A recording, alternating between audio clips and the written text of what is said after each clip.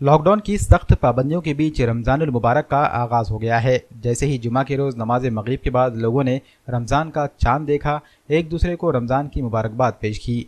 Corona virus की वजह से मजहबी इबादतगाहों पर 5 से ज़्यादा अफराद के जमा होने पर पाबंदी आयद की गई है। लोगों को अपने अपने घरों में इबादतें करने का हुक्म दिया गया है। इस पर अमल करते हुए लोगों ने पहली तरावी का अपने घरों में ही एहतिमाम किया, जबकि तमाम मसाजिद में भी 5 अफराद पर मबनी जमातें बनाकर तरावी की नमाज अदा की गई। इसी तरह पहले रोज़े के दिन शहर का दर्जे हरारत भी बढ़ने लगा है और शदीद गर्मी महसूस की जा रही है। आमतौर पर रमज़ान जैसे ही शुरू होता है, बाज़ारों में चहल पहल बढ़ जाती है।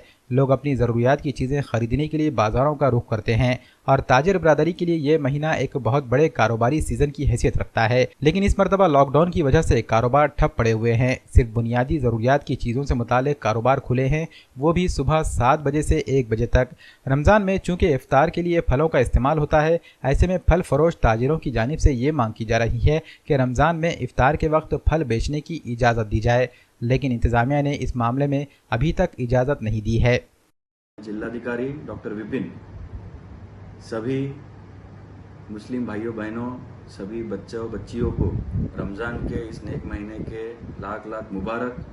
आप सभी को पता होगा कि अभी रमज़ान का एक नेक महीना शुरू हो गया है, लेकिन दूसरी ओर आप सभी को ये भी पता होगा कि कोरोना की वजह से हर जगह देश में हर जगह लॉकडाउन जारी किया गया है और देश के हर भाग में दफ़ा 144 नाफिज की गई है।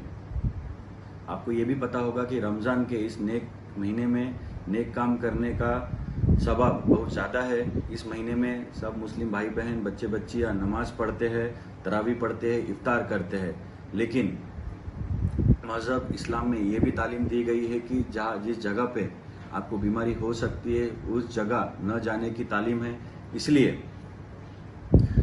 लॉकडाउन की वजह से आपको ये भी पता होगा कि लॉकडाउन की वजह से सरकार ने और जिला प्रशासन ने किसी भी इबादतगाह में न जाने का आदेशनामा निकाला हुआ है। इसलिए मेरी सभी मुस्लिम भाई बहन, सभी बच्चे बच्चियों से ये दरख्वास्त भी है और ये सूचना भी है कि रमज़ान के इस नेक महीने में घर पे रह के ही नमाज पढ़िए, घर पे रह के ही इफ्तार कीजिए और लॉकडाउन जारी रहने तक तमाम अहकामात पर आप अमल करिए।